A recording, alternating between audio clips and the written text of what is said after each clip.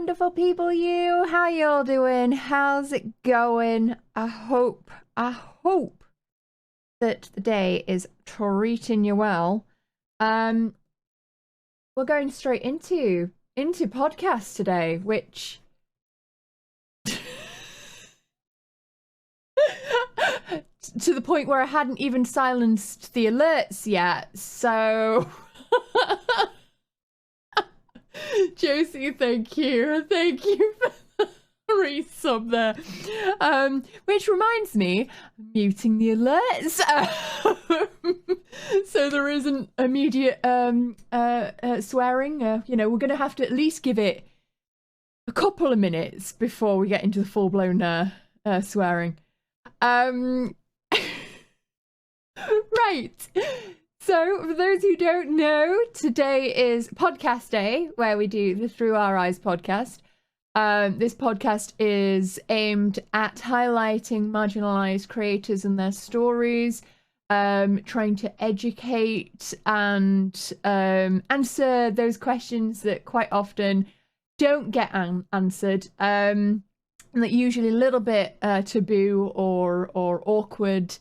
And we put together this podcast to highlight individual stories as a side project to the main Through Our Eyes big streams that happen every couple of months to highlight groups of creators. It's wholesome and educational. It is. So the alerts will be off, as they are now anyway. Today I am going to be hosting alone because unfortunately Arthritis has like real people work and has to actually, be in work instead of doing this. And we've had to do it a little bit earlier because of our guests' work schedule as well.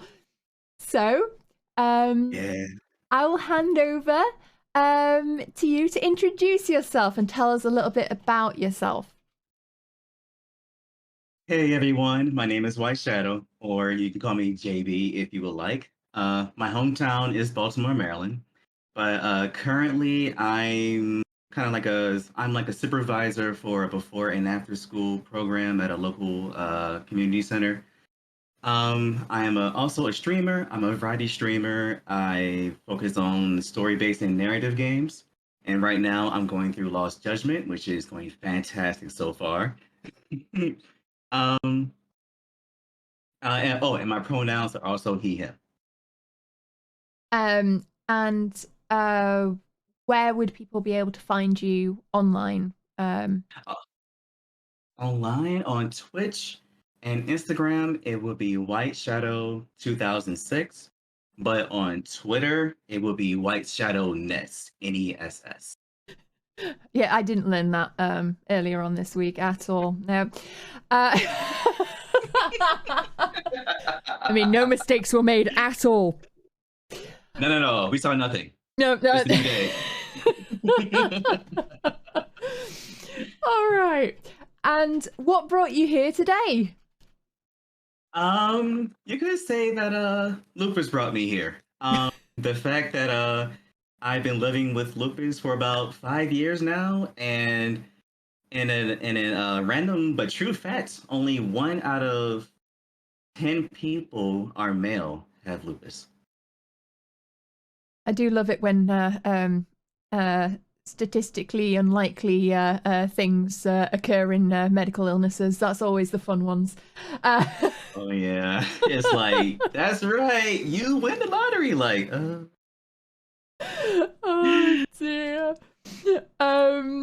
So how about we start with you telling us a little bit about your story, how your illness started and how it's progressed to now. And, let's start with, what is lupus? Very good. That's actually a very good thing to start off with. Like, what is lupus? Lupus is an autoimmune disease. And what do we mean by autoimmune disease? It means that my autoimmune disease is overactive. And it's causing a lot of inflammation in my body. And so every so often you will hear people who have lupus saying like, my fingers are swollen, my wrist is swollen, my knee is swollen, my foot is swollen. Like those are some examples of things that has personally happened to me. And it causes damage throughout the body.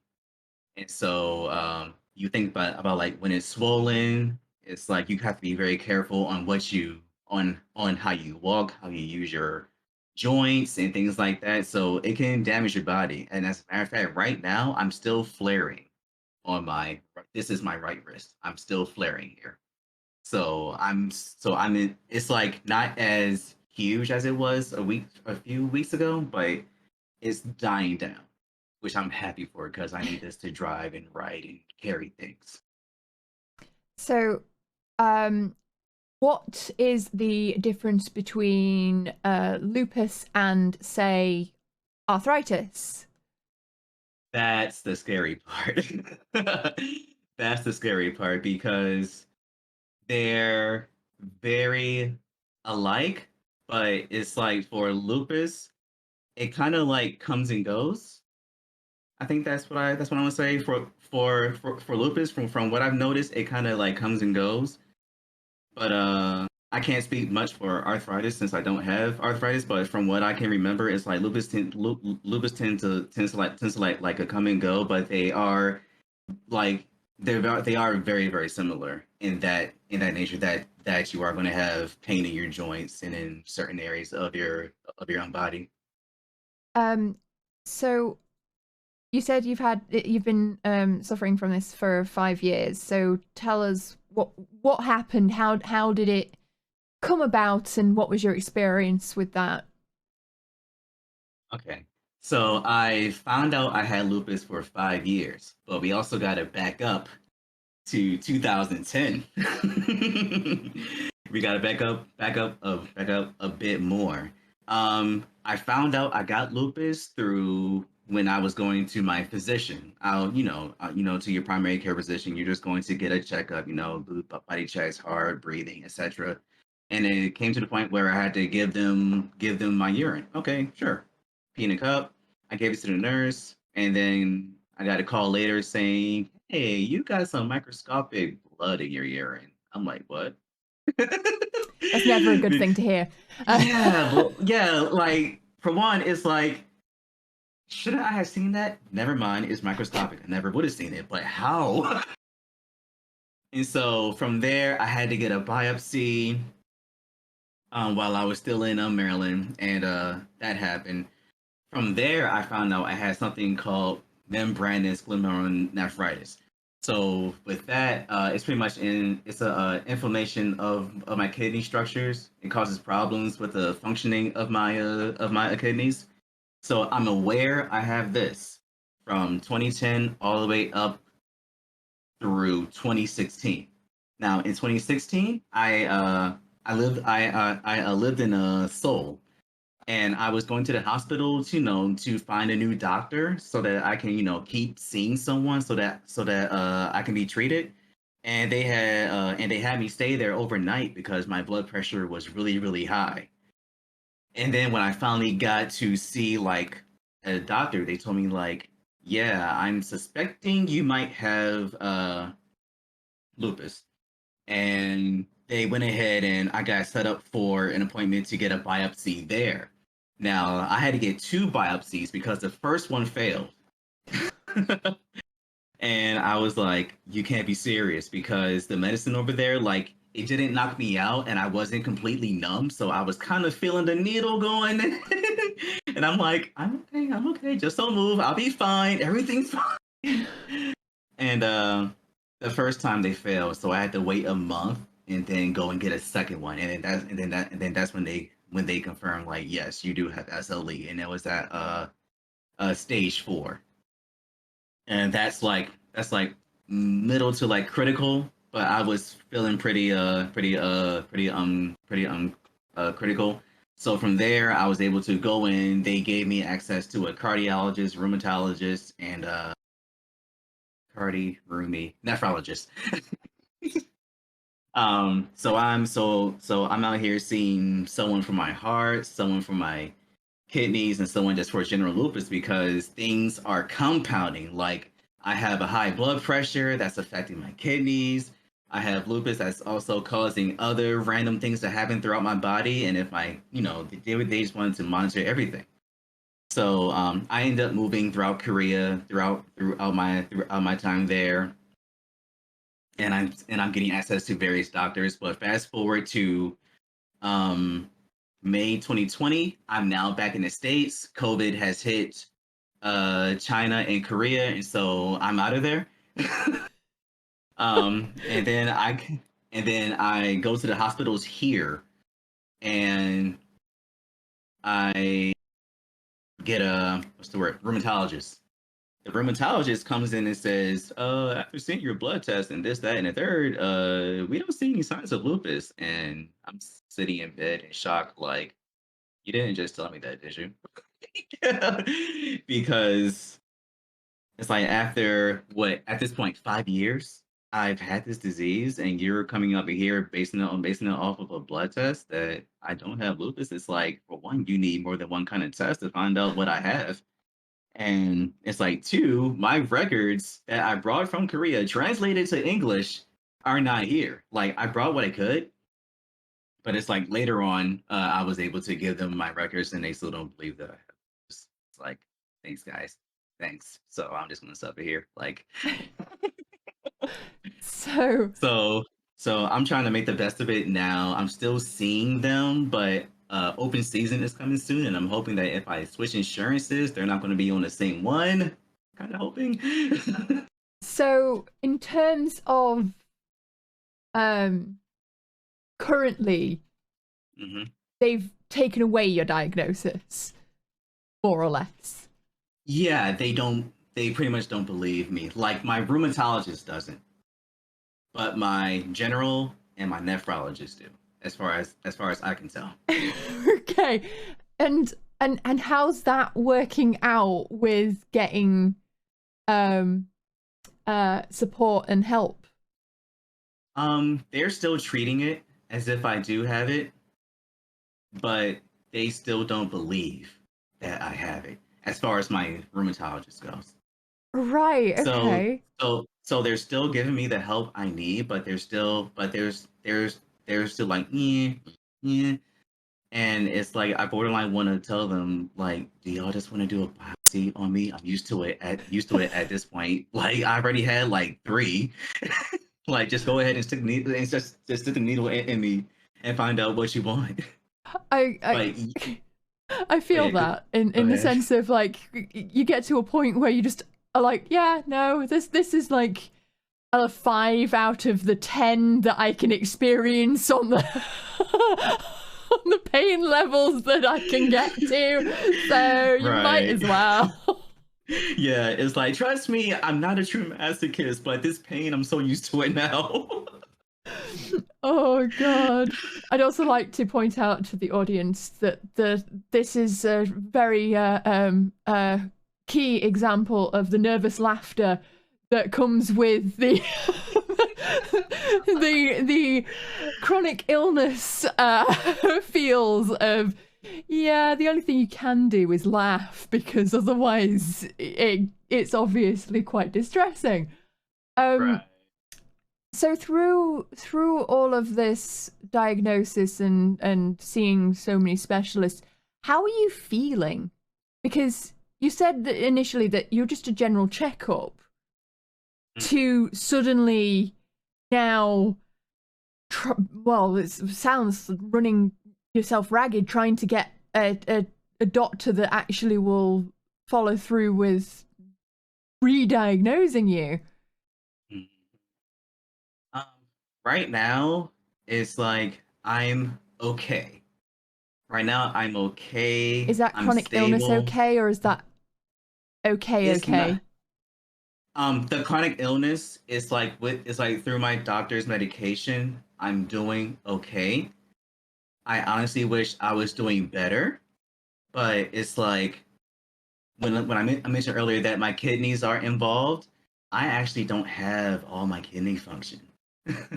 The last numbers I saw, it was around I'm around 40% for kidney function. Is that And both kidneys as well?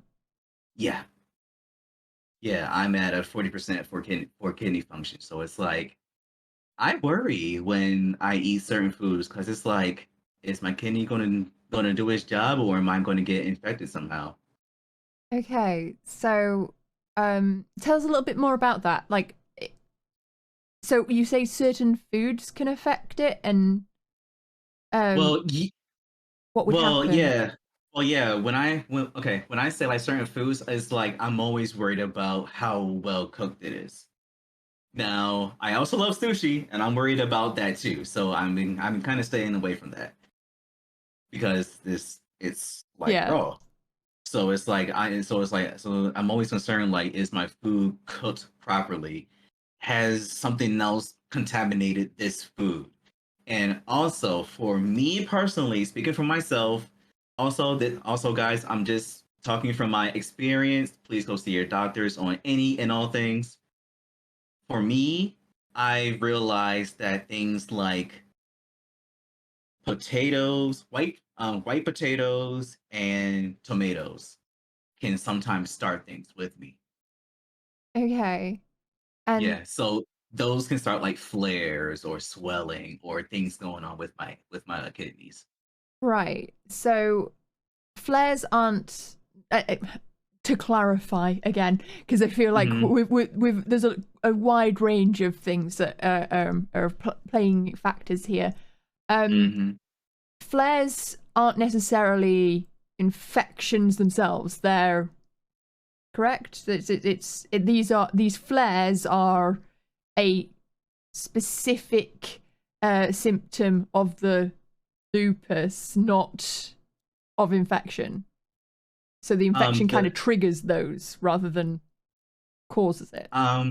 I want to say that the flares, they're like the inflammation and also pain, but also at that same time, it's the white blood cells attacking all the good cells. Right. Um, Yeah, so it's the white blood cells attacking all the good cells, and the infections. I believe they have a part in that too, but I'm pretty more confident that the white blood cells is them attacking all the good cells in your body. yeah. I mean, I I may be a bit more focused on the biological side of things because for me that's a really interesting Hmm. part. Um, Yeah. I do actually know all of these answers. By the way, I'm trying to make sure that people who don't really understand it and don't know what lupus is Hmm. can understand from your perspective what is going on with you. So say you have a bad flare up. Hmm. What is that for you? Uh, a bad flare up. Well, for one, it would depend on where it is. So let's say my flare up is on my feet. So there's a very high chance that I'm not walking too much anywhere. I'm probably not driving anywhere, and I'm probably going to be in a bed. And if my flare up is, let's say, in my hands or in my wrist per se, there's a high chance that I'm not doing a lot of activity on the computer. I'm probably not gaming. I'm probably not doing a lot of things that I would like to do because I need to let my body rest for the most part. I need to let my body rest, make sure I'm not stressing about anything because that too can also start something. Yeah. And um how long will that last for you? That too also varies. Like I've had flare-ups that has lasted for like a couple days, maybe a couple weeks, but on some instances I noticed that this happens around the May through July time, that some of my flares they can last for a solid month. Okay, and as you said that it can affect different areas, are you likely to get multiple areas flaring up at once, or is it usually a targeted area? Multiple flip. I mean, it can happen in multiple places at the same time. That has happened. That has happened before. So it's like, for example, I've had a flare up on like per se my elbow and my right foot, or I can have something on my like my left foot and my right shoulder, things like that. And sometimes I'll my neck. And in the beginning, when I had lupus, it was very painful, and I believe swelling in my face would swell at times too.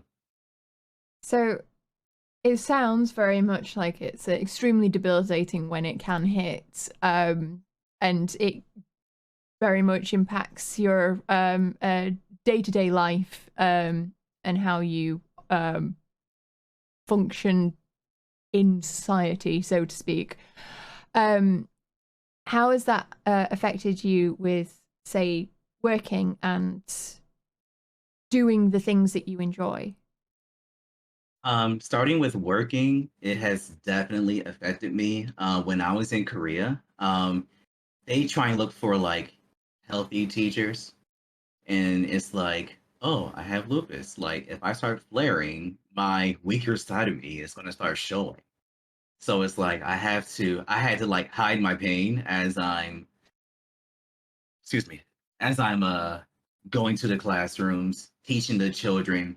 There were times where I felt weak, where I had to hide it by kind of like leaning on the desk so that I don't fall over. um, and there were times where I've had to ask help for simple things that I should have been able to do, but I've had to genuinely ask help because my joints wouldn't allow me to reach up for something or carry multiple things at the same time, or I couldn't move. But as far as how it's affected like working, it has cost me about, I want to say, 2 to 3 jobs while I was in Korea. So I've had to move several times. And by this time I had already found out that I had lupus and XYZ. But fast forward to now with my current job, I want to say my supervisor knows, people have seen me walk around there with a cane. Like, that's how far it's taking me down. And I've had to like change parking spots. And I know that next time I go to the doctors, I want to see if I can get like a handicap something like spot, so that when I am down, I can like use it, like use it, but not abuse it, because there are actual people who are handicapped more than I am. But there are times where it's like, I really need this spot because walking to the front door of a store at distance is no good. Now, as far as things that I love to do, like of course, I love gaming, and it's like, when the pain hits my joint zone and I need to use my keyboard and mouse, it's like I'm done. Like, there is no way I'm playing anything. And even when I'm using my controller, it's like I'm done. So it's like all fun is out the window for the most part. It's just more like me trying to use it as less as possible. But I'll still do like simple things, but I can't do like, FPS or Yeah. other RPGs and things like that. So it's like I have to be very cautious. I can't do everything. And my mom, who's a nurse, she's all over me, like, don't do this, don't do that. And I'm like, I need to do something though. um, so it is something that heavily impacts you, and I find it sad, but also as amusing at the concept of feeling not handicapped enough to be using hmm a spot, because there are people that are more handicapped, and I just want to, where has that come from for you?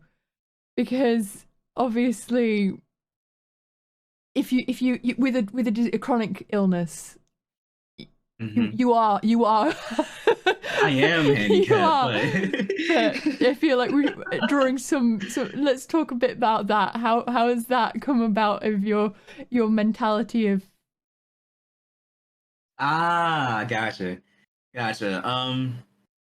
It's uh with me being handicapped, uh it's like it's just for my I guess you could say for my handicap it's like a on off switch. Right now I want to say I'm off because I'm almost well majority able to do what I need to do besides my wrist. But it's like I know that, but I also know that I am capable of doing many things. And so I don't want to. I like I don't want to say the cliche handy capable, but it's like I might be down in certain areas, but I'm very good at improvising despite everything that's going on with me.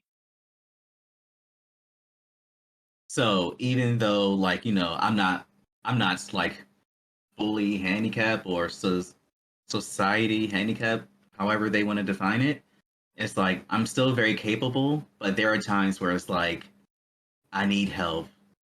I need certain things that a person who's handicapped or they can't do everything that they can do on their own. So that's one thing I do wish that people knew about people who have lupus is that some days we're all good and there are some days where it's like I'm down and out. I can't do anything and I need to sometimes even cancel plans. I mean, my reason for asking is because quite often those of us who have a disability or a chronic illness often end up comparing ourselves to others and feeling not ill enough to qualify for the help or to apply for the help or to seek out the things that would help us in those particular times that we need it. That's why I was asking, is just because I've recognized that kind of like, oh well, I know that there are people that need it more than me, but in reality, that shouldn't be how disability support actually works. It should be a case of Right. you have a chronic illness. It's something that is going to affect you for a long time, and it has affected you for a long time. You can have things that will trigger it, and you will be unable to predict when those flare-ups will occur. You are as in need of those services as anyone else is, and Yeah. it's something that I feel comes up quite a lot, is that we as disabled or ill people do end up feeling like it's a grading system, and like, oh, we're not as bad as other people, so therefore it's we diminish our value and our need for those things, Mm-hmm. which I think is something important to really highlight when we think about where we stand on our rights, our Right. so I just thought it was quite interesting because Right. That is very, very true. And every so often, just like even now, it's like I have it, I don't, but it's like I still need to sing out. So yeah, you're very yeah, right. it's something that takes a lot of learning, that just because you can do things some of the time doesn't mean that makes you any less entitled to that help and support, and not all illnesses are or disabilities are a loss of a limb or the lack of use of a limb. It's not always visibly there. Right. So Yeah, yeah, there are a lot of illnesses that are definitely invisible, and you wouldn't know unless someone says something, or I'm wearing an obvious sign, or you get to know them. Exactly. Anyway, that was a complete sidetrack from. It's all good. I just thought it was a really good point to bring up there. Definitely. So, in that kind of vein of things, how do you feel about being diagnosed with lupus and then being undiagnosed and then researching for that? Yeah. So I knew that there was something wrong with me from 2010 to 2016. That's 6 years. I knew there was something wrong with me, and I took the precautions and necessaries to take care of myself. But now, but when 2016 hit, that I had lupus, I wish, and I wish that was discovered in 2010 if it was active then. Like, I wish someone took it a step further and said, "Oh, you have membranous glomerulonephritis."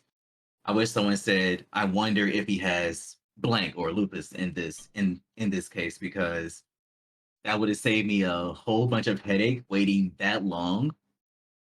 And with me finding out overseas that I have lupus, it's like, I have friends here, but I don't have family here. So, yeah, the support is going to be very little to none. Like when I sought out support, I actually looked on Twitch. Like I typed in lupus, uh, even my old disease, membranous glomerulonephritis, kidneys, like anyone who could anyone anything that could show up. I searched on there. I searched for Facebook groups. I did some googling for any support groups that was either in Korea or in the U.S. And it's like I found some, but it's like I was very dependent on the internet for support. Wait, did I just derail there? I mean, I think that's one thing that a lot of people do have in common when it comes to especially chronic illnesses that have variable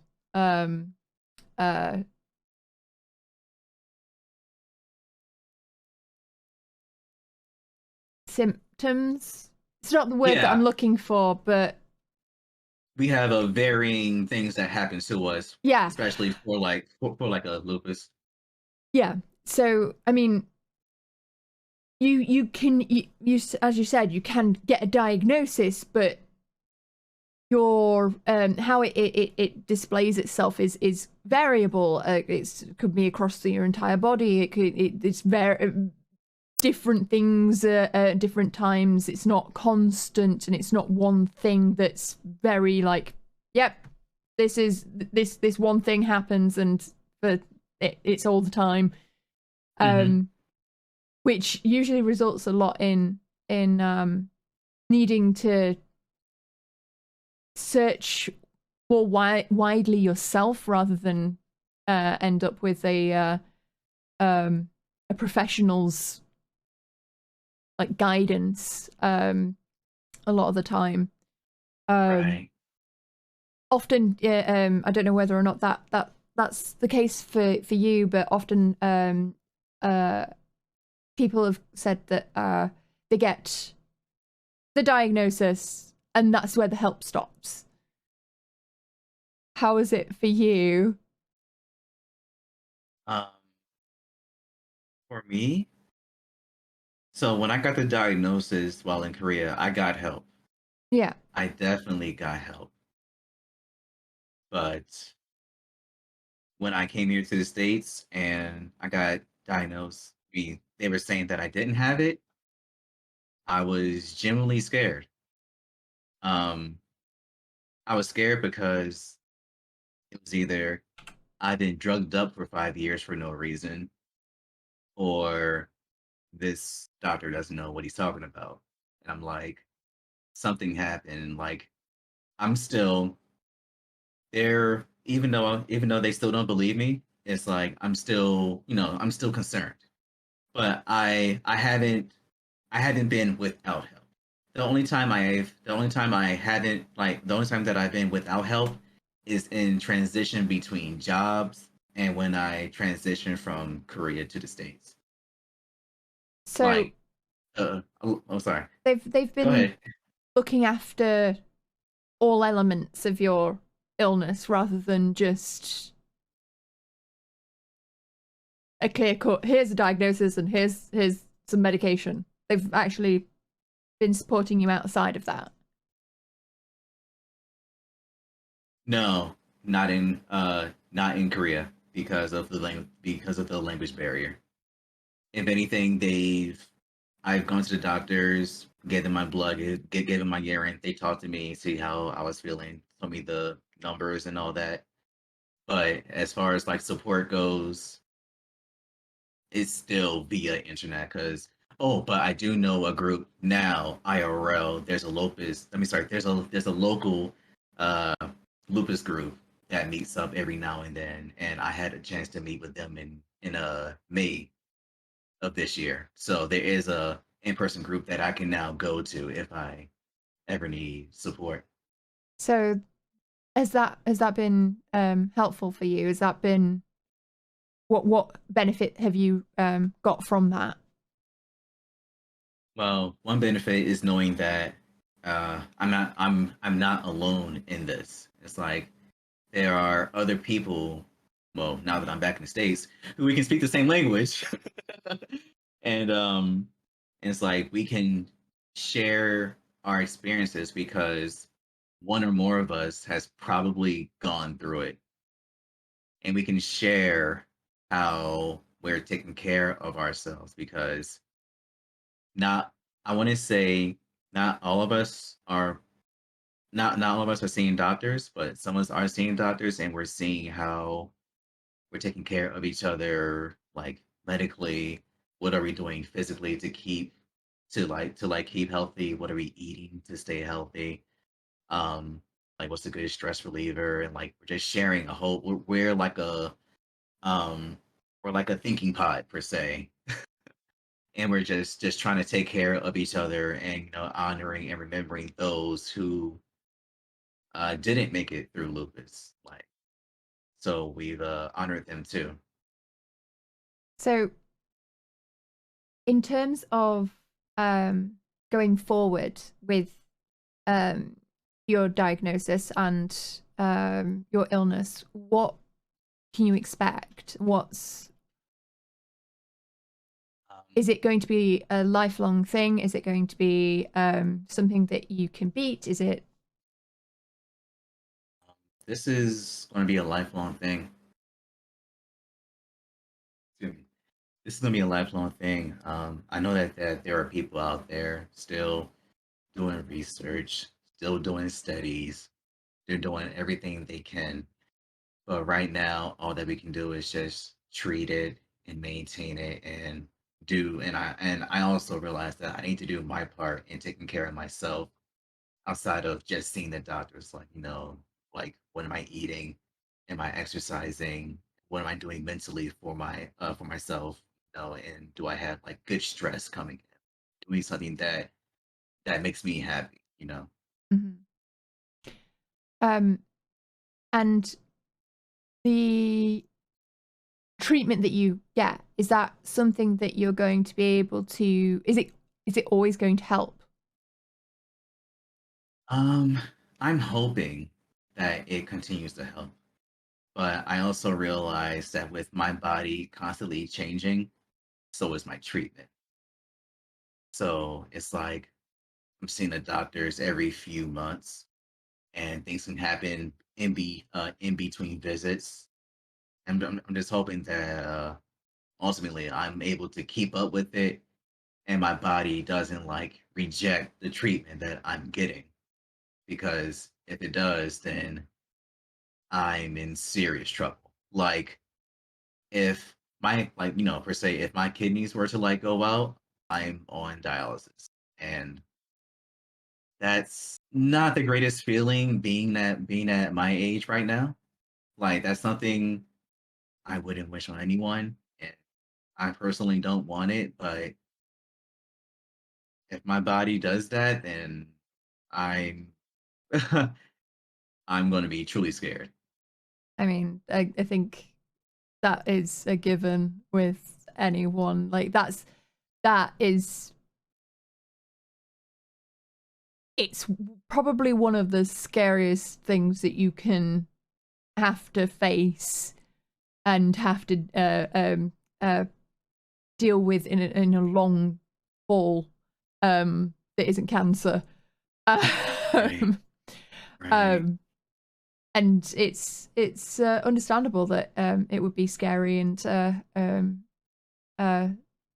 something that you've got to try and avoid. So I assume it's quite, you have to be quite intensive with and rigorous with like making sure of your diet and exercise, and it's more of a job than it is a pastime at Right. this, right? Right. um Right. so hey, Arthritis. Hey. Sorry, I literally briefly looked across and was like, "Wait, crap! I've lost my place." So on that term, what are the biggest challenges that you have experienced with the having lupus? In no specific order. First one would be being social. Being social is the first thing that comes to mind because it's like I want to go out and have fun after working. I want to go and do something, exciting for me. I want to go out to the bars or the club, have a drink with friends, something, stuff like that. And it's like my body's like, no, nah, not today, man. You're gonna stay in. Like, and there's that feeling of if I did go out, I don't want to be a burden because of my illness. Because like if things start acting up and I'm not able to do the things that I need to do, i.e., walk or hold things or get from point A to point B without complaining or saying, "Hey, I need to stop and rest." It's like I hate to be that person. I really do. So that's been one of the things. Another thing is work wise. Like I said, when I was working in Korea, like they want someone who's super healthy. It's like I've had to hide it there. And as much as I wanted to tell them, it's like I was afraid that they were going to use that as a weapon to try and as an excuse to fire me for an unnecessary reason. And that feeling kind of carried over here to the States, but uh, they were gracious. They were gracious to me here as far as that goes. So it's like I can come in with the cane and they won't think less of me, which I'm very happy for. Um, Another way that it has impacted me, um, it has affected my sleep because there are times where the pain is just unbearable. It's like from like a scale of one to 10. Sometimes it'll sit around an 8 to a 10, and it hurts really bad that I can't sleep. So my sleep has been knocked out, and there are some days where it's like I have so many spoons, but somehow my spoons just get depleted doing simple things. So it's like as much as I want to do everything, it's like I can't do everything because my body is like, dude, you need to rest. Don't do this because if you do this, you're going to be knocked out later. And it's happened. It has happened. And it's like, I'm sorry, body. I did you wrong. I'm going to bed. Let's try again tomorrow. For those who don't know, which I'd be surprised at if you're in this channel because we talk about it quite often. Spoons, it comes from spoon theory, where it's a theory that's used quite often with those with chronic illness, that to help those who are generally well and not suffering from illnesses, to understand how you have a certain amount of energy, and these are depicted by spoons, and each task, chore, activity takes a certain number of spoons. If you use up all of your spoons, you will have to either borrow from the next day or stop all activities. And often it's very unlikely that you end up carrying spoons forward. But if you have something big planned, then quite often you will have to stop yourself from doing other things so that you can get through a certain activity, which is quite often why a lot of people with chronic illnesses or disabilities struggle with work or maintaining a social life on top of that. Yeah, if you want to look it up, Google spoon theory for a definitely more articulate description of it. But yeah, so if you hear us referring to that, that's what spoon theory is. Indeed. So have you found the longer you've gone on with lupus that you have found more and more that you have had less spoons to spend, or has it been a consistent only during flare-ups that there's much of that, or how has it affected you in that sense? Whenever I am flaring up, I definitely have less spoons. I definitely have less spoons, and I have to do a lot of improvising, and sometimes that uses up more spoons because with me being right-handed, I have to use my left hand per se. Let's say my right foot is good enough for me to walk on. I have to put more effort there. So definitely when I am flaring, definitely spoons are limited. But when I'm not flaring, it varies. I want to say it depends on, for me, it depends on my sleep, the weather, and what I know is coming up. Because I don't know if this affects you or anyone else in the chat, but when it rains, for some reason my joints just like to go off.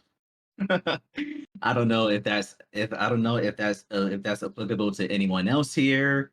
Like, I love the rain, I love water, but it's like, why you do this to me? For me, I haven't noticed any pain increase around rain. I just get asthma, so it's like I just get all of my things.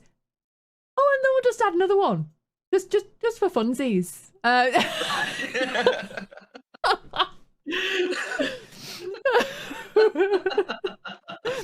But yeah,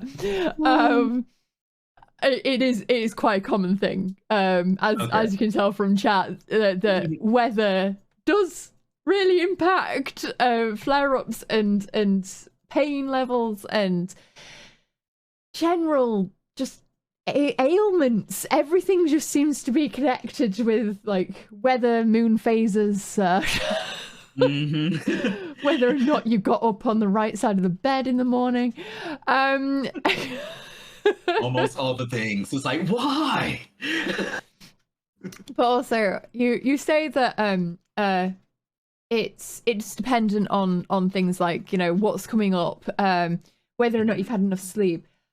I mean, just having an illness where you have to pay attention to your diet, pay attention to your exercise, consider every time you leave whether or not you're going to have a flare up that could potentially leave you, as you said, like stranded or as you've described it, a burden to others.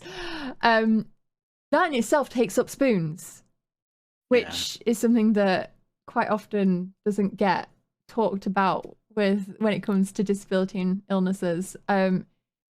Just the act of being ill, even if you're having a good day, the amount of things that you have to consider because of that illness means that you're already using up spoons from that day.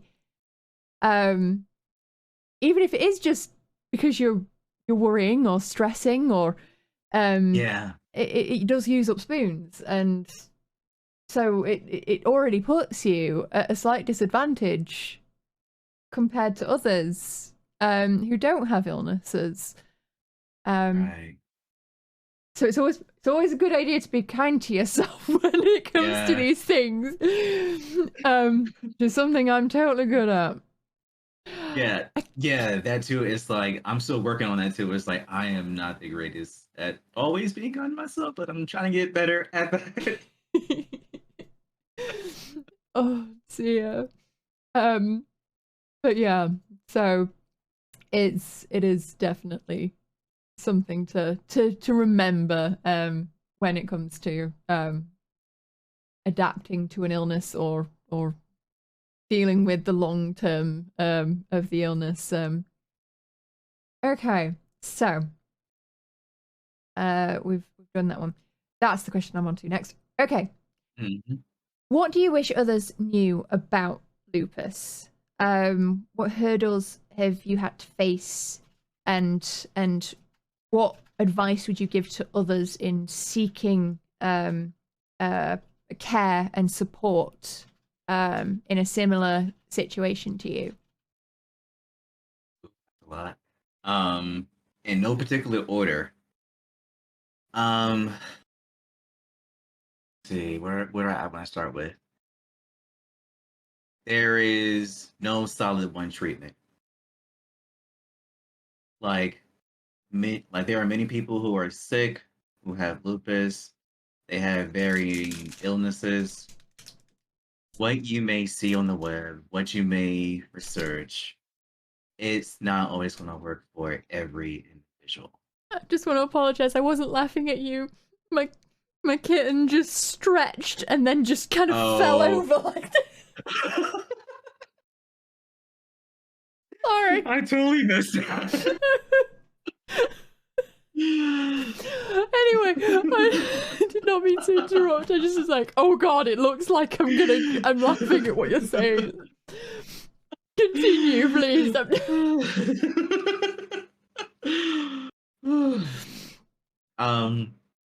Yeah, so everything that you might see on TV, internet, friends, other doctors, they may work, but they may not work for everyone. So I would just say, let us consult our doctors. Like, if, most of us do, who are able to get one, we have one. Let us consult them. Don't tell me to try this, that, and the third, because it's like a slap in the face, because it's not gonna work for me. And it's like a lot of things that's out there, it hasn't been proven. And it's like, well, I see you're trying to help me, it's not really helping. It's like, I appreciate the gesture, but let me do my research on it. Don't tell. It's like I guess what I'm trying to say is, don't tell me what and what not to try, but show me some for me, show me research where they're making progress. And if I think it's going to be good for me, or if I talk to my doctors, then we'll give it a shot. But don't come out the blue saying I should try this. Have I had this pill? Have I done that? So that's one thing. Um, Another thing, I've mentioned it earlier. Uh, like, please forgive us if we cancel plans. Please forgive us. It's like personally, I'm probably not the only one here, but I hate canceling plans, especially when we planned it like a year in advance, 6 months in advance, so far in advance, and then when the day comes, it's like, I'm sorry, y'all, I can't go. Like, please forgive us, show mercy to us. like, this sucks having this disease, but it's like this is something that we have to bear with, and I'm not trying to do anyone wrong by canceling, but this happens. But also know that even though we might not be able to come, please invite us.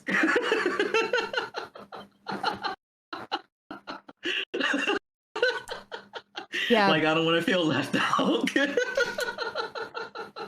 It's like we know that we suck at turning up to things. Look, we just kind of want to feel included at this point. Right? It's like I want to go hiking, I want to go swimming, I want to go zipline, I want to go do all the fun things, but just know that I might say no. But please don't invite me. Forgive me when I haven't changed out of my pajamas, because I'm in so much pain, and I was due to meet you 10 minutes ago, and it just didn't happen. So very true. It's like I should have gotten out of bed an hour ago. What am I doing? Oh my gosh. Yeah, I feel that. No, Floki, you can't eat the thing. Also, kitten.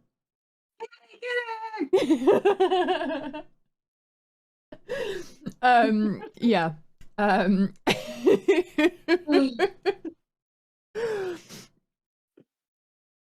So I've distracted chat with Cat now.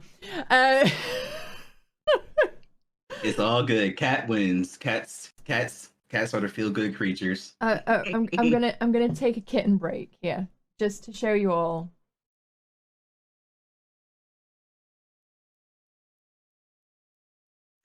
Got his own little like blanket, and he's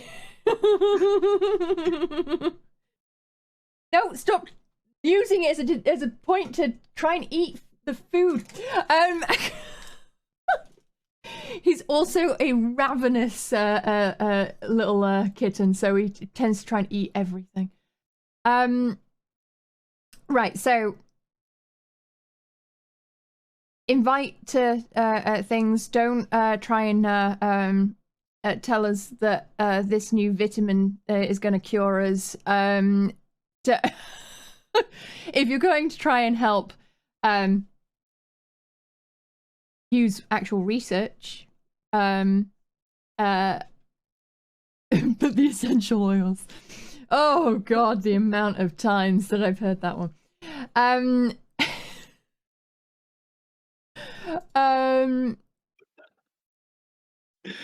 how would you advise others to approach accessing care and support for themselves? Oh, caring support for themselves. Okay.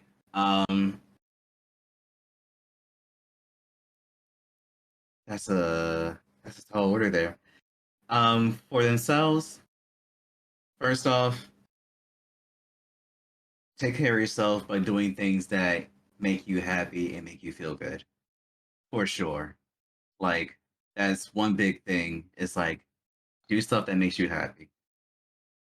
Secondly, if you feel like you might have something, or if you feel like something is not right, go to your doctor. Go to your doctor. Um, if you think you've had something that a friend of yours or an acquaintance might be able to help you with, seek them out too. But I would say there are Google can be your best friend and your worst enemy at the same time when it comes to looking up things that could possibly be wrong with you. I will say that much. I already have my like slated resources that I go to if I ever need to look up anything medically. I go there, and I I've had enough experience with them that it's like I trust their word over a lot of things that I'll find over the internet.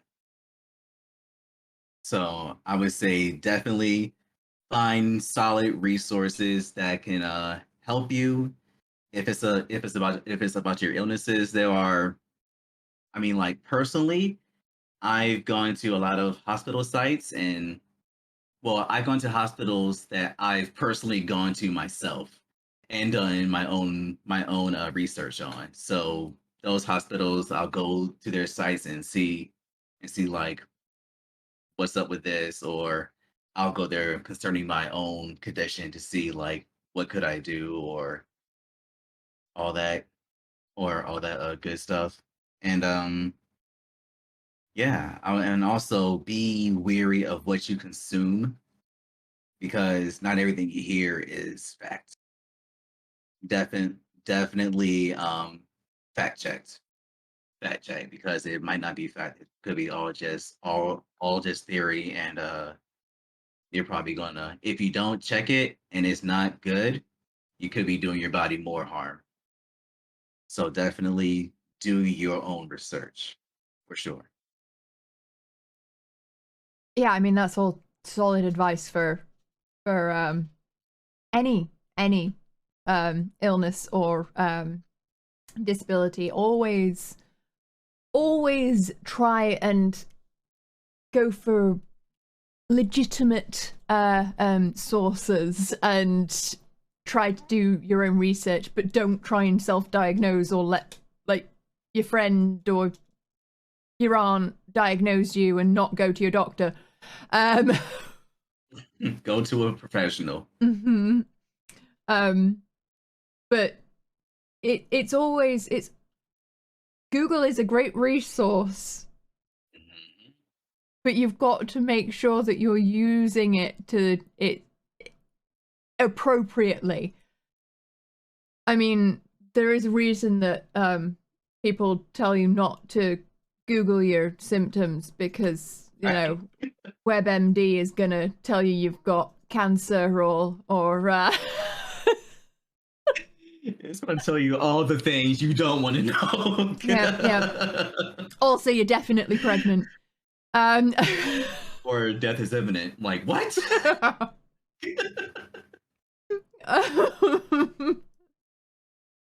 oh dear. But yeah. So, I mean, it can be useful, but also it Yeah, can pretty much scare the living bejesus out of you. So, just be mindful of what you're looking at, and always go to a professional. Um, double-edged sword. can you not try and like destroy my PC with my own water, please? Um, Oh so no. you little chaos demon. Um, what? So what stereotypes, if any, would you like to squash about living with your illness? Um, I'm not faking it. Sorry. I am. One of them is that people who have lupus, like some people think we're faking it. We're not. Like, we try and hide it, but we're definitely not faking it. That is definitely one stereotype I wish people would be like, "Arr!" Like, when we're sick, leave us be, respect it, and let us heal up, please. um, Also, what else? What else?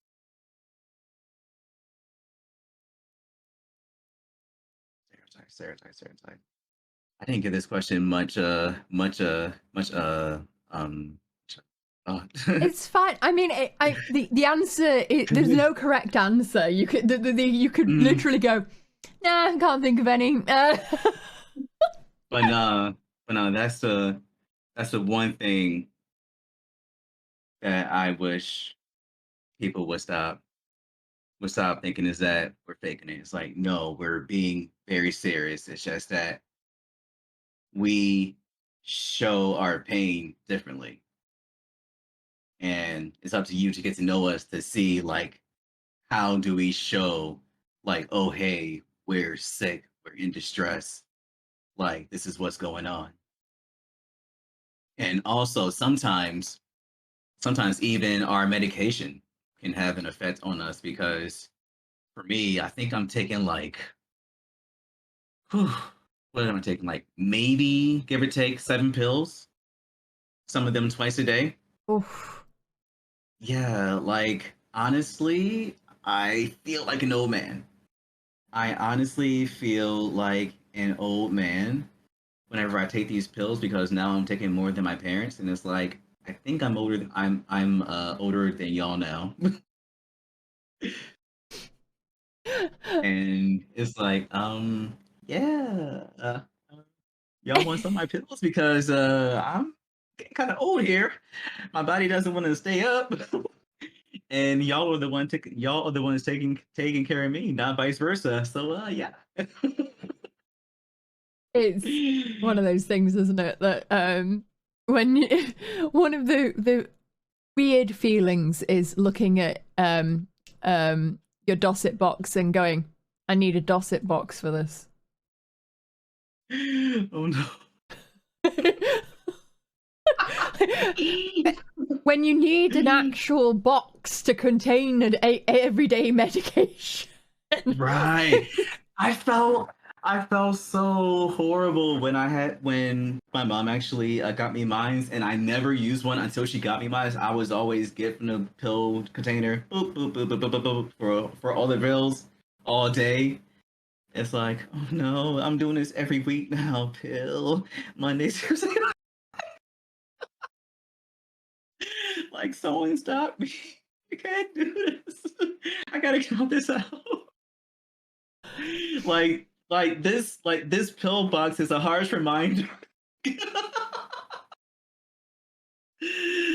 that I'm gonna be doing this for the rest of my life. Oh my gosh.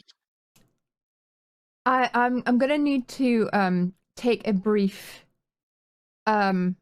minute because apparently someone decided to drop 50 gift subs in the chat. What? And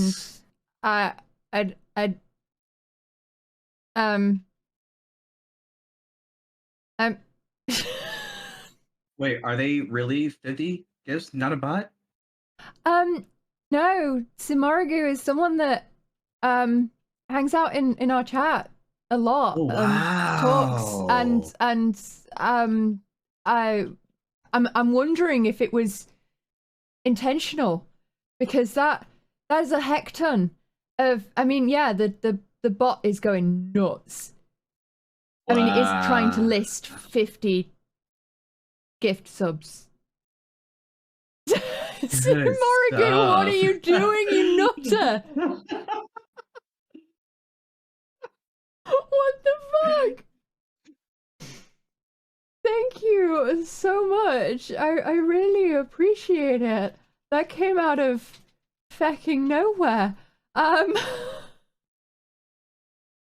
I'm sorry that there are no alerts at the moment because we're doing podcast, but I just wanted to take a minute to say thank you. That is a bear orgy. It would have been a lot of alert. It would have been, yeah. So it's probably a good thing. But thank you so much. Okay. Sorry, I'm going to keep going forward with the podcast because it's important that we concentrate on this, but take all the time you need. Right. So brain not working anymore. I'm going to move on to audience questions because we've actually got quite a few submitted today. Oh wow. Because everyone's really interested in asking you some questions. So the interrogation. The interrogation begins. So during the whole process of reaching your diagnoses, did a medical professional ever brush off certain symptoms as part of one thing, but it later showed to be something completely different? I was getting evaluated for chronic fatigue, but when they found my arthritis, they all just said, this explains it, but the arthritis meds do nothing for the fatigue. So... Wow. I feel bad for that person. Oh no. No, I mean, I want to say that it's something that is rare, but it's I think that's one thing that a lot of people, especially with multiple illnesses as well, can experience. But yeah, did you experience anything like that? No, they were once they diagnosed me with what I had, they gave me things for that. And I want to say, as other sicknesses came up, or something weird happening to me, they took care of me.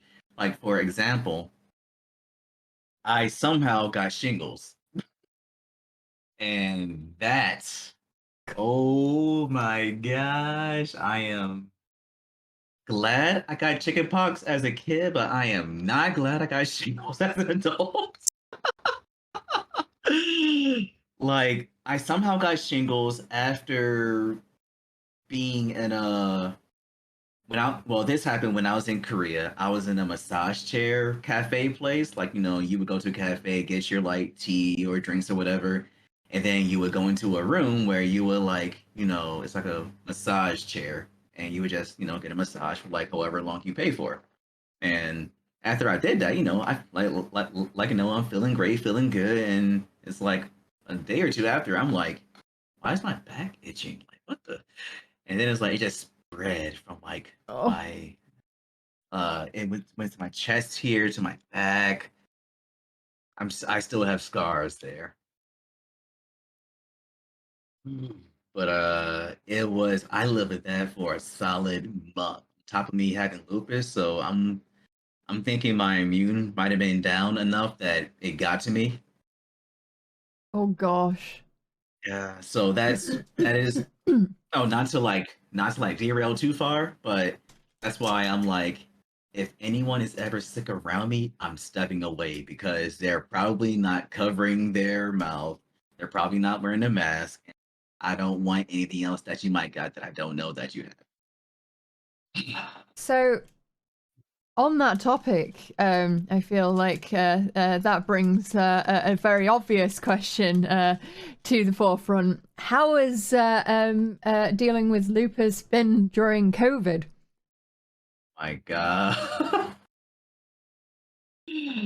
Personally, I just wish people would just get the shot.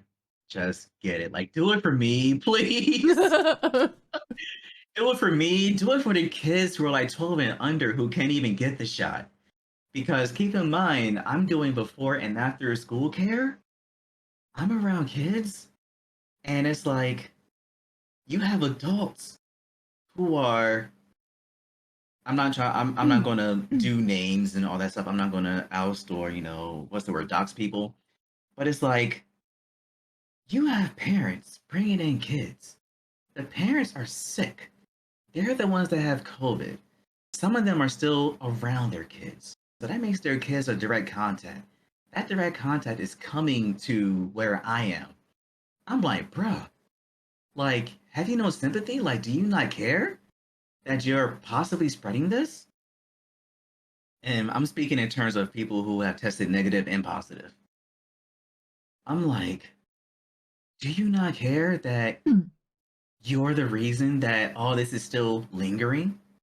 I'm like, do you have a heart?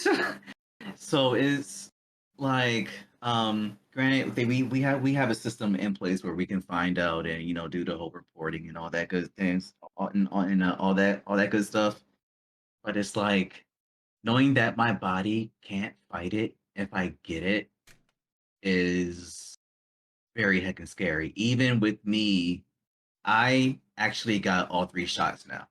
I got 3 shots of I have my 3 shots of Moderna, and I want to say I did get my 3rd shot too soon. I got it 4 months after instead of 6, but I didn't hear about waiting 6 months, so that's my fault. But I did get the 3rd shot.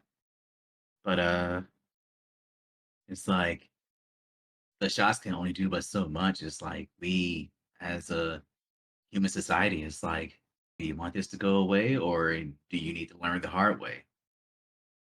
Um, I feel. Oh, I'm sorry. Go ahead. I was just have you contracted it at all, to No, your knowledge? So no. To my knowledge, I have not contracted it. I might have been asymptomatic, but I didn't. It didn't like hinder me or anything. and did you have to completely isolate during the main body of it, because were you vulnerable? No, no, I didn't isolate. Okay. So it's like when I got my first 2 shots, I was able to go boom right back to work.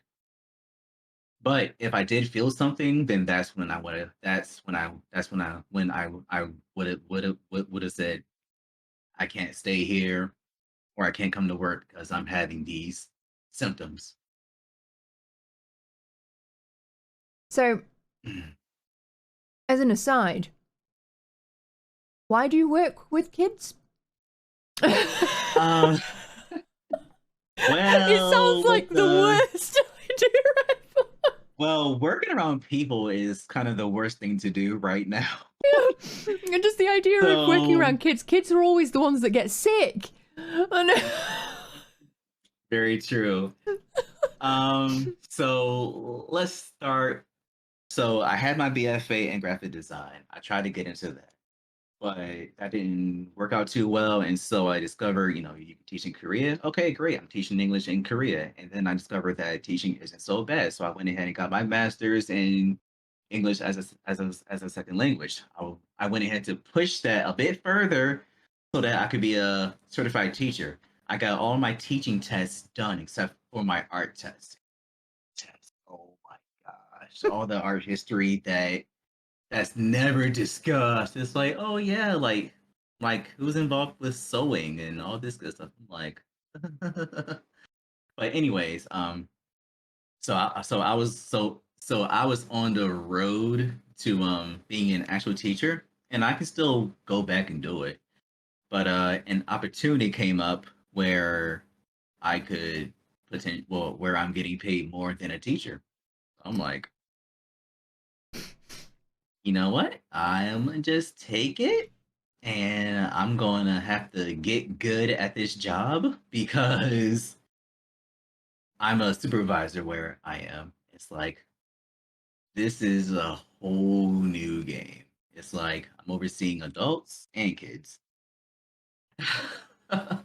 so I mean, so it sounds like a great position and everything, and it sounds like a good decision. It's just kids generally are the ones that carry. They're always the ones that get, like, the chicken pox and the every cold that comes through. Right. Yes, they are the carriers. Oh, and there was a point that I was calling myself a carrier because of if someone else got sick, I would get sick.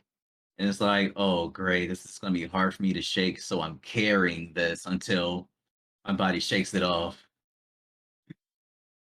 Well, yeah, I mean, as chat says, you definitely deserve kudos for all of that.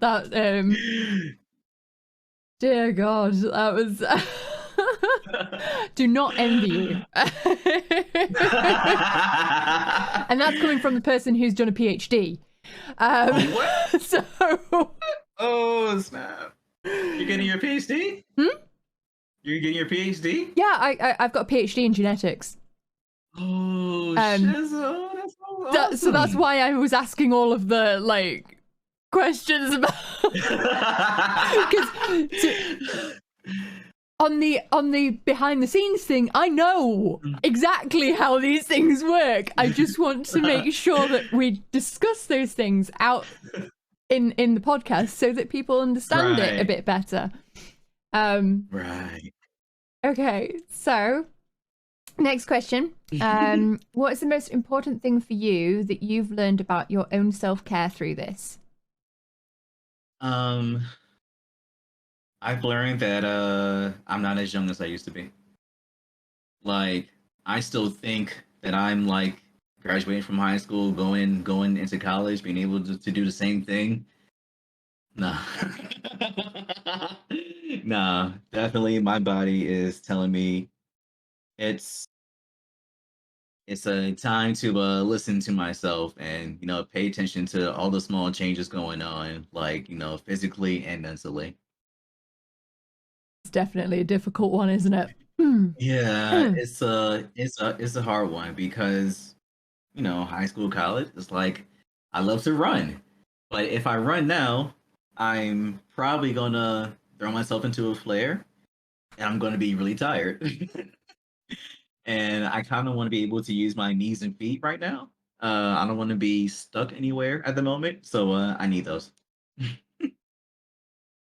I mean, I don't know how old you are, but I feel like quite often with developing an illness or a disability, it can feel like you've had something stolen away from you before it's time, so to speak, and it does feel like that. Yeah, like you've kind of like lost youth because you're not capable of doing the things that you previously were,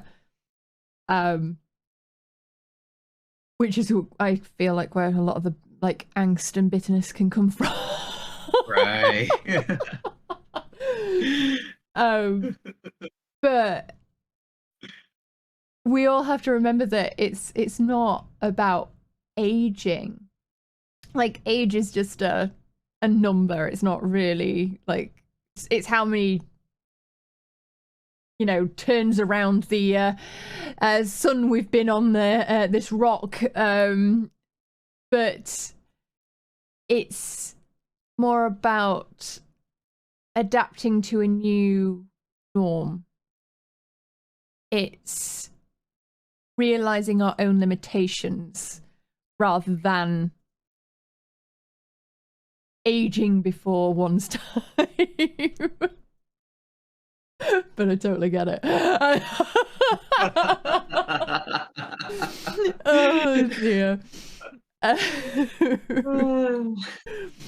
It might just be a number, but I can still feel it in my knees.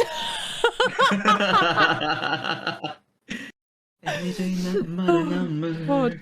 But yeah, no, it's about knowing knowing what you can and can't do anymore and what you can do instead, and adapting to if you can't run, then other exercises that still allow you to keep yourself healthy and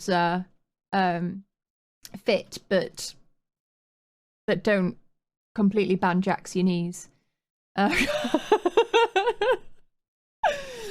Oh dear. And now chat is definitely aging before my eyes as they all complain about their knees. I see the comments.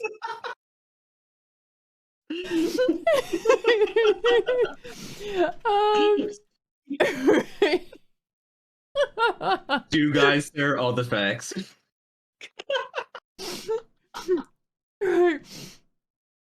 Okay. To both of you or anyone, do you ever get days when it feels like you have plenty of spoons but find that tasks cost more than normal? Yeah. Yeah, there have been days where it's like, I'm going to do this, that, and that. And then when I go to do something, it's like, oh, I need more spoons. Whoops! I guess I better cut back on. I better cut back on something, or I better start borrowing spoons from the next day. But also, in that same breath, it's like life is life, and things happen, and it's like when the unexpected happens, and it starts costing me spoons, I'm like, oh, like, why did this have to happen now? Like, I needed to save this for something else. Yeah, I have to agree. Yeah, there are many days in which Drac wakes up and goes, "I'm fine," and then goes and does something, and 4 hours later has realized that she probably should have stopped 2 hours ago, and has used up all of her spoons for the entire week, and is definitely going to be in bed for the foreseeable future. I am not coming out of bed. I'm perfectly fine here. The thing is, right, we use this theory to explain how certain things take up energy, certain things, you know, take up a certain amount of energy, and we have a limited amount of energy, but we have no fucking clue in reality how much energy we have, or whether or not we even have it that day until we spend it and then go, oh shit, I've got an appointment at 3 and I can't leave bed. It sounds like we've managed it and we've got it all under control, but really it's just it's one of those things that it's really difficult to tell. Yes. And then it's like whenever I'm in that situation, whenever I run out of spoons, it's like if I need to keep going, I have to psych myself into like going, or at my job there's a vending machine. It's like I gotta get something to eat because it's about to be a long afternoon. It's like, but psyching myself kind of works. It's like I just imagine that I'm someone else, and it's like, dude, you got this. Like, let's go. Like, or I like to tell myself, I'm gonna put my body on autopilot, and I'm just gonna do things and forget that I ever did it until it's until it's time to go. Yeah, I think a lot of us can definitely identify with that one. It's, I don't know, it's funny that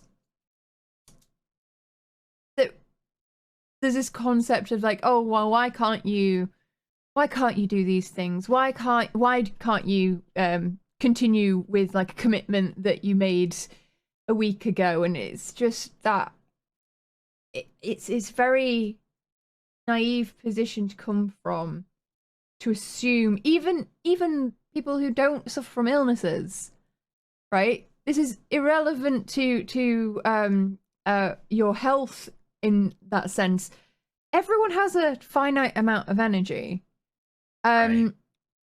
and none of us are entirely 100% sure of how, you know, how much a day is going to take out. If you have a particularly stressful day, that can affect whether or not you can go do things. It's just that with illnesses, you've got like 100 spoons, and the chronically ill person has got 4, and and 3 of those are being used on just trying to get out of bed and brush your teeth, while the other one is lost somewhere down the back of the sofa, and you haven't seen it for 3 hours. Right. I'm gonna just tell you this now. Like, I wake up early, like 4 a.m.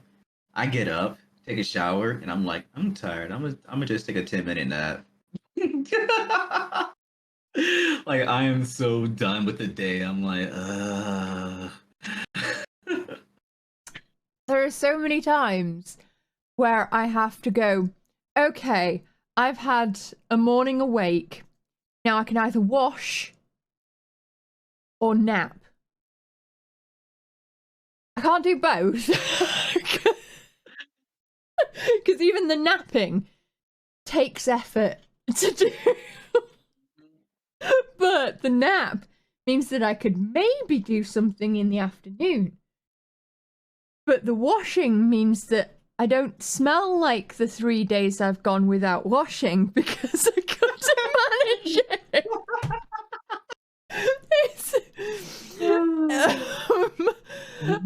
It's one of these things. It is a very much a just weighing up whether or not you can achieve these things and whether or not you can attend that thing, and it's trying to figure out whether or not you have the ability to do something until you're doing it or until you've slept through it is, I find, practically impossible.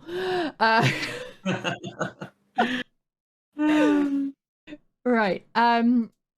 Next question. Is there anything that is there anything that having lupus has taught you which is beneficial to you?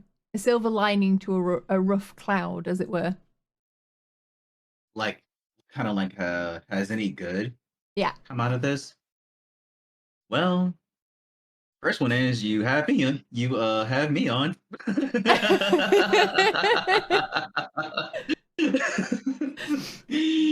You definitely have me on, so that's one good thing.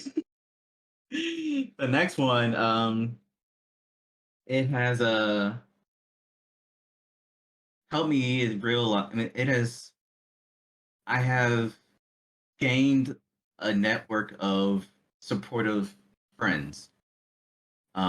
Whether it be IRL, whether it be on Twitch, whether it be on a random support group that I've found. It's helped me realize that support is there. I just gotta go. I just gotta go to them, and I need to still. I need to keep. I need to stop doing this also, but I need to stop, like, trying to handle things by myself. But know that, like, there's help out there. Just go reach, go ask, like, go let it be known. You know, because it's like, once again, I only have but so many spoons, and I gotta make the best of it. Also, I definitely, I don't know if this is gonna this come across right. It's like, to all the people who are taking all the pills, I understand now. I understand now, and I respect y'all a whole lot more, because some of my pills, they're not exactly small. They are not exactly small pills. And the amount that I'm taking, oh, did something else happen? Sorry, no. I know what. Some of those pills are like doorstops. Yes, yes. But I'm like, how is this possible? who Like, the fuck can swallow this? Like, you're telling me that you've been a pill for X years and no one has discovered a way to make you smaller or turn you into a liquid? Like, come on. But I was laughing because my mind immediately went to the point where if people aren't aware of what we're discussing, that the only big pills that they would know are not going orally.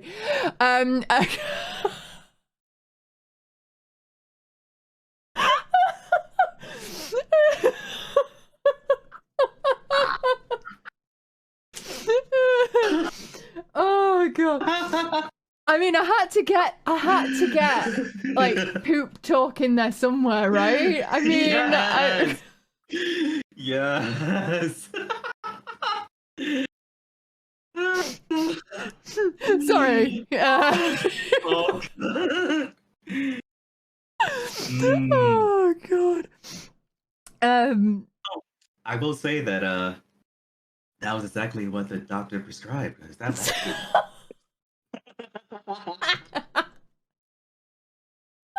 I'm just saying, like, I mean, to be fair, like with those doorstop pills, they should probably just tell you to have them the other way, because honestly, it'd probably be easier to get into you. Yes. Yes. Yes. Like sometimes when I'm taking my pills, I feel like I'm gonna just like a choke and gag. Like, come on. I think that's one of the things that really needs to be on the agenda to sort out, is the fact that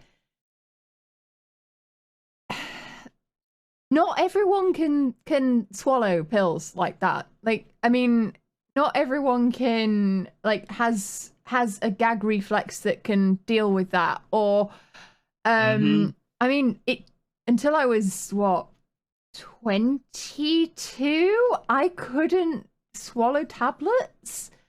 The only ones I could have were like dissolvable ones. So whenever anyone was like, here's a prescription, I'm just like, well, it's not getting in there. So, but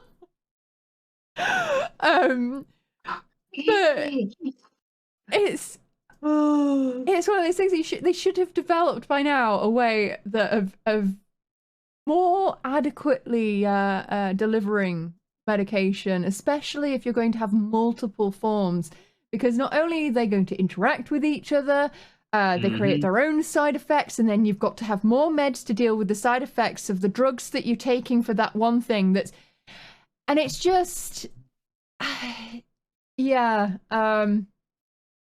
I mean, I alone am on 2 oral, 1 implant, 1 patch. Sorry, 3 oral. 1 dissolve drink, and then there's all the ones that I need to take as reactive ones. And I'm telling you, tramadol does not come in kind size.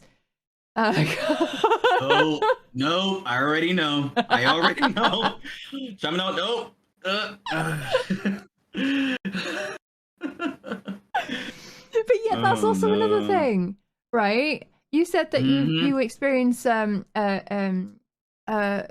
severely reduced kidney function. Well, with all that medication, is that not a potential concern with whether or not that will long-term affect your kidneys? The concern is definitely there, and they're constantly checking up on me each visit to make sure that, you know, the medicine that I'm taking is not like doing more harm than good. So the concern is definitely there, and they're on top of it for sure.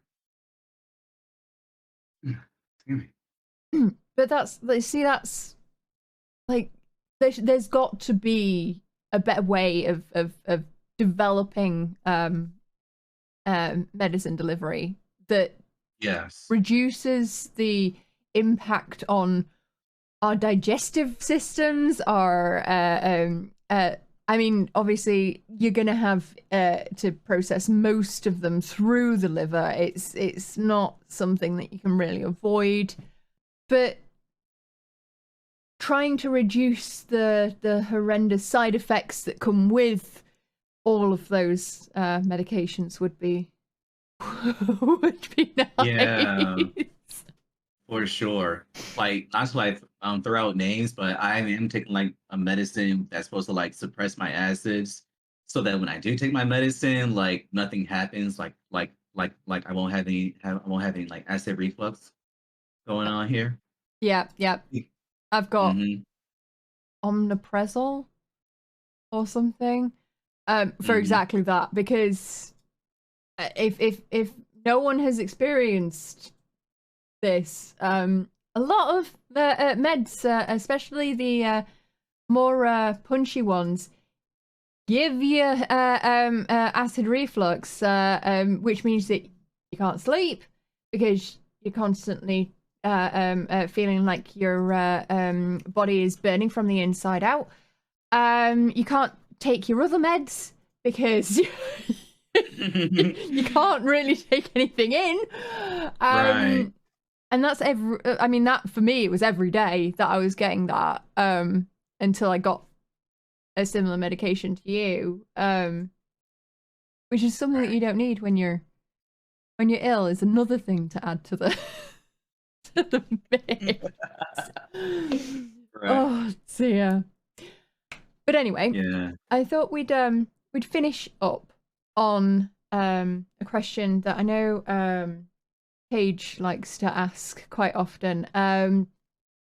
Is there any representation in media that you know of or have identified with that you'd like to share with us? As far as lupus is concerned, correct? Mhm. Okay.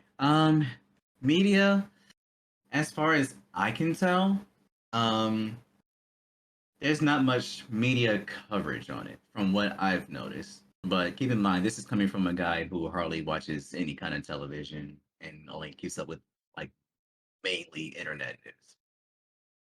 There are some celebrities who have come out and said that they have lupus and they're taking care of themselves and this, that, and a third. I think Nick Cannon for sure and Tony Braxton.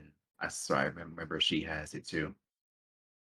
And there are I think there's one more celebrity. Oh no, there are plenty of other celebrities, but it's just like that's as much in the media that I'm aware about. Now, as far as like Twitch media goes, there's a whole lot of us. There's a whole lot of us that have lupus, and a lot of us talk about lupus very openly. I know that for me, I'm very open about talking about lupus, but there are some things that I probably won't dabble too much into, i.e., like what medicines and doses, but I'll tell you like what each of them do though. um, but like as far as like in the actual media, like I feel like this is one of those things that needs more attention because not everyone knows what it is. And people have asked me in public, like, when I'm wearing any of my lupus outfits, like my shirts, they're like, "What is lupus?" And that just sparks up a whole new conversation. And the same thing happened to me at work because it's like they're like, "Why is the new guy struggling to move around?" It's like that's not the impression I want to give my new job, that I'm not capable of doing what needs to be done. And so that kind of opened the doors up to them, and they kind of get it, but I haven't told them like everything that happens with me. Mm. But I've shown them like the effects of my lupus, of like my flaring. I've shown them like my joints flare, my fingers flare, and I showed them like the comparison. It's like they were very surprised, like that this can happen to someone as young as I am. Like I'm in my early 30s. It's like already, like, this doesn't feel right, man. Yeah, Like, yeah. I can definitely sympathize with that one. Because I got my extra diseases. I mean, I was already struggling with my chronic pain from the age of 16, but my extra diseases hit around 28, and it's just, and then in my 30s, and it just keeps on like adding, like just like fun times. Yeah. And it does. It feels very much like, God, surely if I'm falling apart at this point, what? Yeah, like what's gonna happen later on down Yeah. the road. Oh dear. But yeah, there is a follow-up question on the do you want representation? Is there Yes. like if a main character having lupus, would that be something that you'd That want to see? that would definitely help. And also I would love to see that. That would be amazing. And if there is one and I don't know, DM me. But one of the big things about lupus is that like I said in the beginning of this, 9 out of 10 women have it. So obviously a lot of the research we cater to them. But 1 out of 10 are like men, and it's like I feel like a lot of men they're afraid to step up. Like I've noticed within my circle of men or friends, health isn't talked about a lot. I feel like the first thing that'll come out of a man's mouth is sports. Honestly, that's just my 2 cents. It's such a stereotype, but Yeah, yeah, it's like sports is the first thing to come out of any dude's or I mean, sorry, most men's mouth, but then health would come up provided that it's connected to sports. Like, oh, this person broke their knee dribbling ball down the basketball court, or during football, or during soccer, or I mean, sorry, I know the whole switcheroo thing, whatever, rugby and other things. But yeah, I feel like I wish that it was just initiated just naturally, just like any other topic, you know? So it's like I'm just hoping that, more men would step up and say, "Hey, I'm having this issue. I need help. Can y'all help me or can y'all guide me?" Things like that. and in that respect, I'm extremely thankful for you coming and talking to us today because I know that it is a sensitive subject. It's obviously a very personal subject, and it shows we have quite a skew of um uh um femme presenting uh interviewees on here, and I really appreciate you coming on and talking and showing us a different perspective, um, and talking to us about your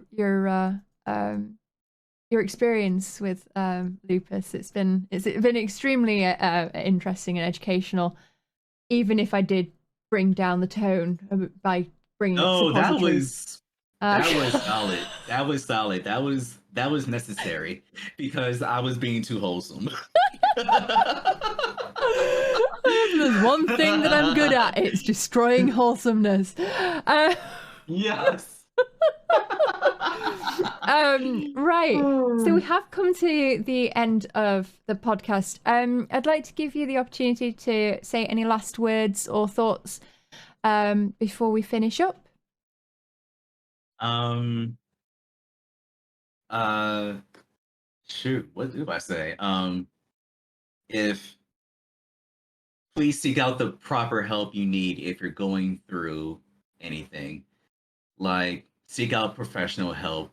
And even though I do have lupus, I'm not letting lupus rule over me. I'm doing my best to contain it. I'm doing my best to live with it. And I'm doing my best to show that, like, this kind of thing is not going to stop a guy like me I'm stubborn, yes. And I also don't know when to stop, but it's like, listen to your body. Don't let your illness be your identity.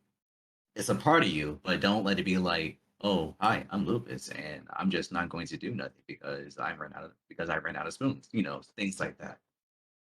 So like find the reins, guide it, control it, and don't let it control you. Okay, well, thank you again. Can I get another shout out, please, for Whiteshadow? I'd really appreciate it if you all go spread some love over that way.